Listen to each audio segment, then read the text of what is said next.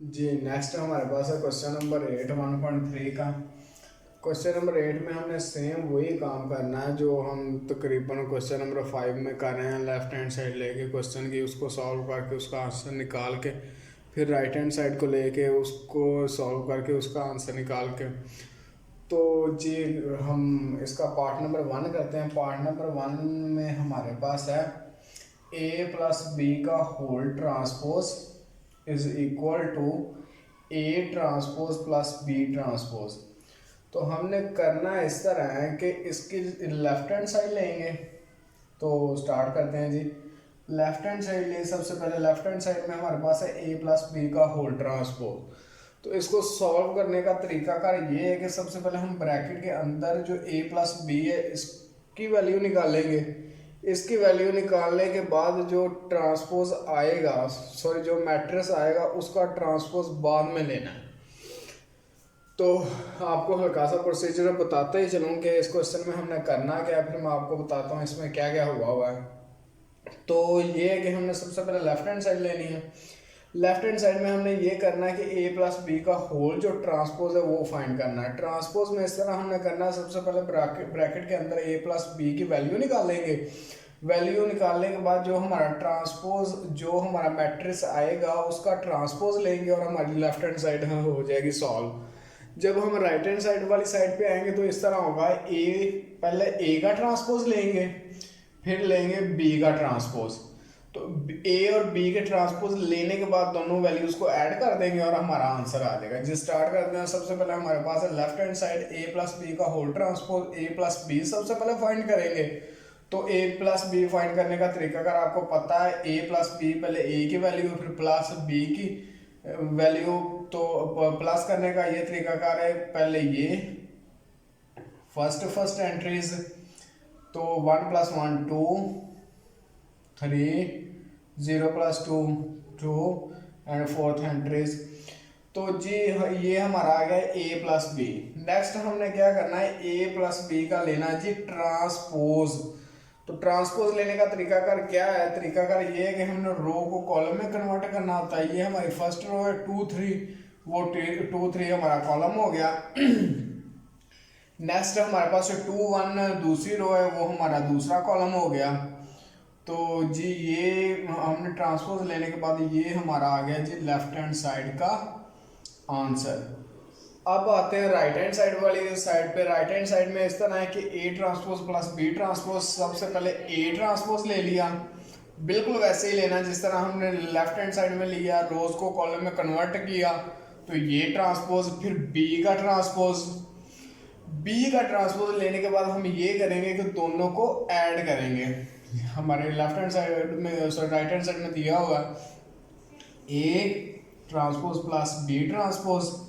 तो क्या होगा जी, ये हमारा ए का ट्रांसपोज है, इधर से ये हमारा बी का ट्रांसपोज है, दोनों को प्लस करेंगे। प्लस इस तरह करना, first entry second second, plus करने के बाद ये हमारा आ गया जी राइट हैंड साइड का आंसर।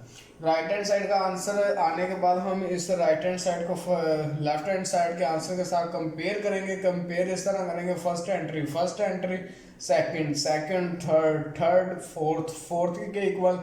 तो हमारी जी ये लेफ्ट हैंड साइड प्रूफ हो गई है कि राइट हैंड साइड के इक्वल है।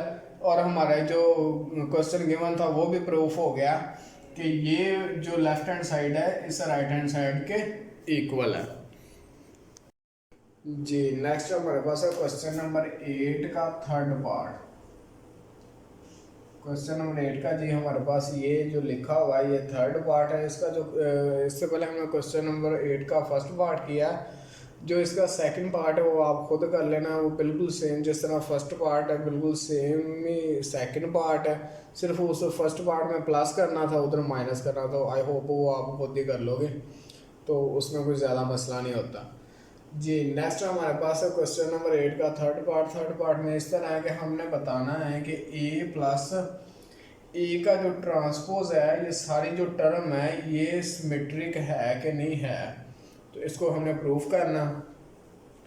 तो सिमेट्रिक कॉलम की हम सबसे पहले ना डेफिनेशन पढ़ चुके हैं। सिमेट्रिक कॉलम में हमें पढ़ा था कि अगर ए का ट्रांसपोज लें और वो वापस ए के इक्वल ही आए तो वो कॉलम क्या होगा, वो जी होगा हमारा सिमेट्रिक कॉलम। तो इधर ए तो नहीं है, खैर खैर इस सारे के सारे का हम ट्रांसपोज लेंगे और सारे को बताएंगे कि ये सिमेट्रिक कॉलम है कि नहीं। तो जी स्टार्ट करते हैं। सबसे पहले हमें गिवन है ये ए गिवन है, ए के बाद ए का ट्रांसपोज ले लिया, रोज को कॉलम में कन्वर्ट किया तो हमारा जी ट्रांसपोज आ गया। नेक्स्ट हमारे पास जो वैल्यू गिवन है वो है ए प्लस ए ट्रांसपोज, ये जी हमारा ए, ये हमारा ए ट्रांसपोज, दोनों को प्लस किया। प्लस करने का तरीकाकार आपको पता है, first entry, second third fourth. तो ये हमारे प्लस किया तो ये वाला हमारा मैट्रिक्स आ गया।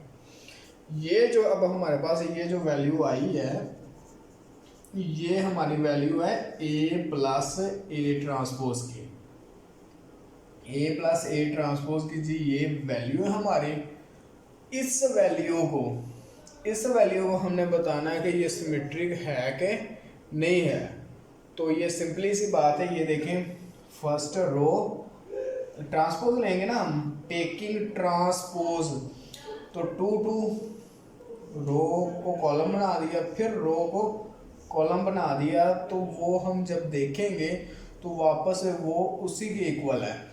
मतलब फर्स्ट एंड सेकंड दोनों को अगर हम देखेंगे, अगर उसका हमने जब ट्रांसपोज लिया तो वो वापस उसी के इक्वल आया। ये देखें जी, जब हमने ट्रांसपोज लिया है, इस जो हमें वैल्यू गिवन थी उसका जब हमने ट्रांसपोज लिया तो ये ट्रांसपोज वापस उसी के इक्वल है।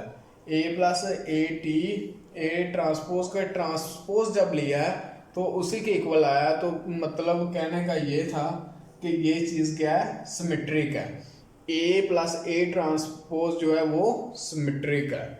आई होप आपको समझ आ गई होगी जी। नेक्स्ट हमारे पास है पार्ट 4।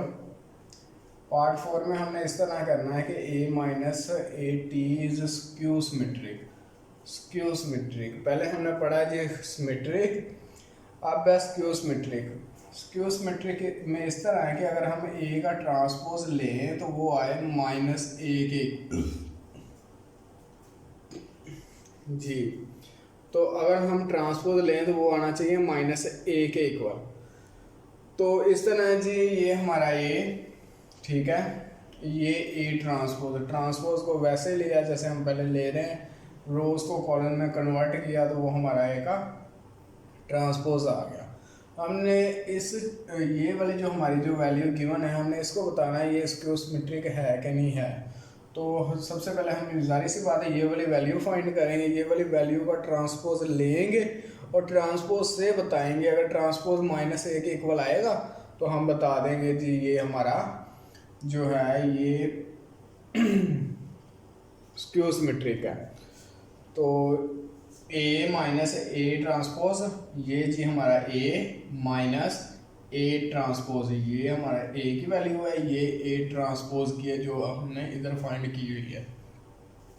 नेक्स्ट जी इन दोनों को हमने माइनस करना। माइनस करने का तरीकाकार वही फर्स्ट एंट्री से, फर्स्ट एंट्री को 1 से 1 माइनस किया, फिर 2 में से माइनस 0 किया, फिर 0, फिर नेक्स्ट और नेक्स्ट, ये सारे हमने माइनस किए और ये हमारे पास वैल्यू आ गई ए माइनस ए का होल ट्रांसपोज सब। तो अब जी लेते हैं हम इसका ट्रांसपोज लेते हैं। ट्रांसपोज हमें इस तरह लेंगे कि सारी रोज़ को हम कॉलम में कन्वर्ट करेंगे। तो पहली रो है जी हमारी 0 2 को कॉलम में कन्वर्ट करेंगे तो वो हमारा आ गया 0 2। फिर -2 0 है तो -2 0। अब अगर हम इसके ट्रांसपोज को ओरिजिनल से कंपेयर करेंगे तो हम देखेंगे कि हमारा सिर्फ साइन का फ़र्क है। साइन का फ़र्क का मतलब ये है कि ये माइनस के उसके नेगेटिव के इक्वल है। तो 0 का तो कोई खैर साइन नहीं होता है, 0 इधर भी 0 इधर भी 0 है, इधर 2 है और इधर -2 है, इधर -2 है और इधर 2 है। 0 का कोई साइन वाला चक्कर नहीं होता, 0 हमेशा 0 ही होता है। तो जी इसमें से अगर हम माइनस कॉमन लेंगे तो हमारा ये आ जाएगा, सारे साइन चेंज करने के बाद ये आ गया। अब ये जो चीज़ हमारी है ये है ए माइनस ए ट्रांसपोज। तो ये हम इधर से देख सकते हैं, ये वही चीज़ है। तो उसके बाद तो ये हम सॉरी हमने ट्रांसपोज लिया था इस साइड पे, तो ये हमारा माइनस ये वाला नीचे आ गया और ये हमारा ये आ गया। तो स्क्यूज मेट्रिक में भी हमारी यही डेफिनेशन थी कि ए का अगर हम ट्रांसपोज लें तो वो माइनस ए के इक्वल आए। तो इसमें भी इसी तरह हुआ है कि ए माइनस ए टी का हमने ट्रांसपोज लिया है और वो माइनस उसी वैल्यू के इक्वल आया। तो ये प्रूव हो गया है कि ये स्क्यू सिमेट्रिक है। इसके बाद ये हमारे दो क्वेश्चन हैं, दो पार्ट है उसके, उसमें भी हमने सिमेट्रिक और स्क्यू सिमेट्रिक का बताना है, वो आप लोग खुद करेंगे इंशाल्लाह, वो हो जाएगा, कोई मुश्किल नहीं। बिल्कुल जिस तरह हमने ये वाला सिमेट्रिक और स्क्यू सिमेट्रिक का प्रूफ किया है उसको भी हमने बिल्कुल ऐसे ही करना है। तो उसमें बस ये है जहाँ इसका ए है वहाँ उसका बी है, तो जहाँ इसकी ए की वैल्यूज़ रखी है वहाँ उसकी बी की वैल्यूज़ रख लेनी है और उसको बिल्कुल सेम इसी तरह प्रूफ कर लेना है, तो इंशाल्लाह हो जाएगा।